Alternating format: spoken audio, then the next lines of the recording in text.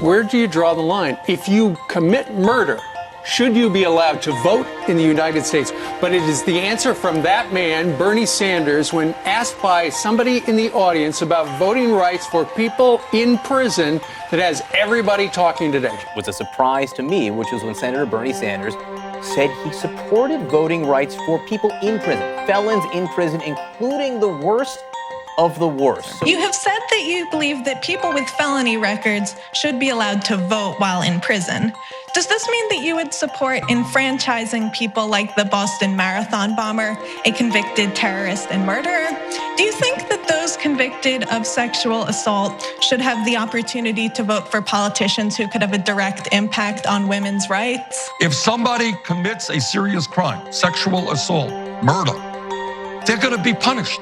They may be in jail for 10 years, 20 years, 50 years, their whole lives. That's what happens when you commit a serious crime.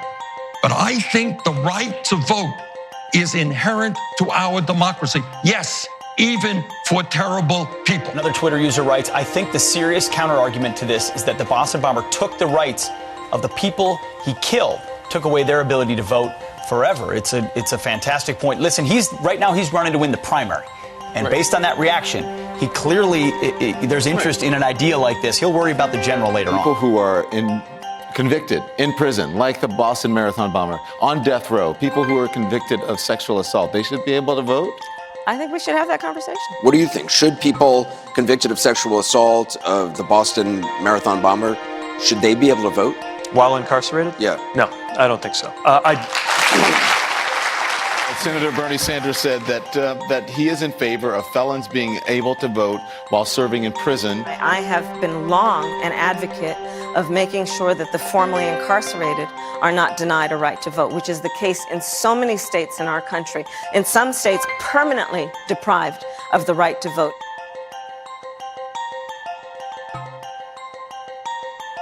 As it happens in my own state of Vermont, from the very first days of our state's history, what our Constitution says is that everybody can vote. That is true. So people in jail can vote.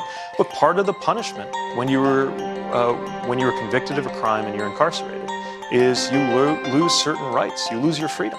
And I think during that period, it does not make sense to have an exception for the right to vote. I agree that the right to vote is one of the very important components of citizenship.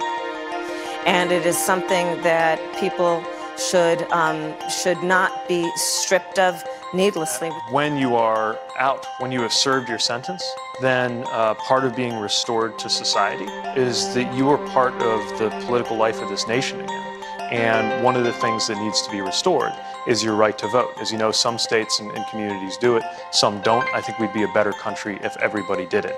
So I believe that people who commit crimes, they pay the price.